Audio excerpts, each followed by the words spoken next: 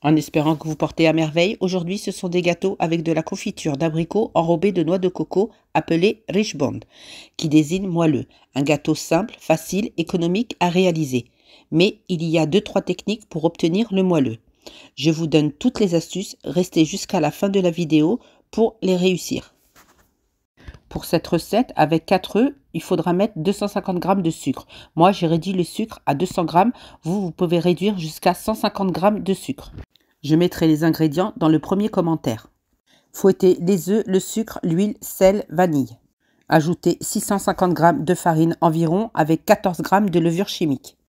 Je vous conseille de laver la main avec laquelle vous avez pétri car la pâte sera toujours collante et cela peut fausser la recette car vous allez toujours ajouter de la farine.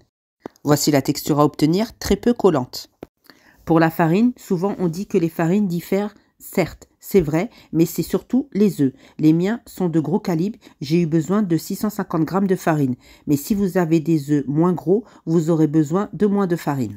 Mettez la pâte dans un sachet, pas besoin de repos. J'ai façonné des boules de 20 g pour celles qui vont être assemblées et 30 g pour les simples. Pour les doubles, vous pouvez réduire le grammage de 10 g. Vous pouvez constater, après manipulation de la pâte, elle ne colle plus. Enfournez à 150 degrés entre 15 et 20 minutes. Dès que vous constatez une coloration sur le bas du biscuit, retirez-les.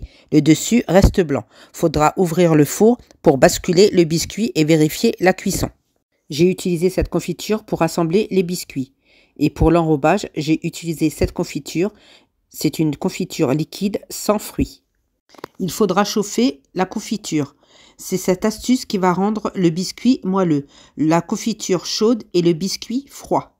Je n'ai pas ajouté à la confiture ni d'eau de fleur d'oranger, ni de sirop, ni de jus d'orange. Trempez les biscuits dans la confiture chaude, enrobez de noix de coco et on obtient le Richbond.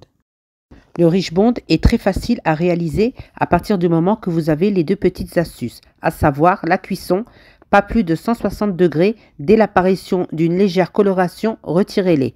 Et la confiture, elle doit être chaude et les biscuits froids. Respectez ces 2 conseils et vous allez les réussir.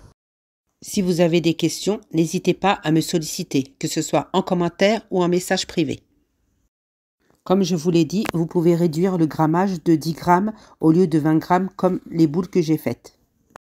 Vous pouvez constater, lorsque je fais la découpe, le couteau glisse tout seul. Vous pouvez conserver les Richbond une quinzaine de jours dans une boîte hermétique. Si vous avez trop de biscuits, vous les mettez au réfrigérateur. Mais attention, pas avec la confiture, les biscuits secs. En espérant que la recette vous a plu, nous arrivons à la fin de la vidéo. N'oubliez pas de partager un maximum, republier les commentaires, les petits cœurs pour plus de recettes simples et faciles. Bye bye!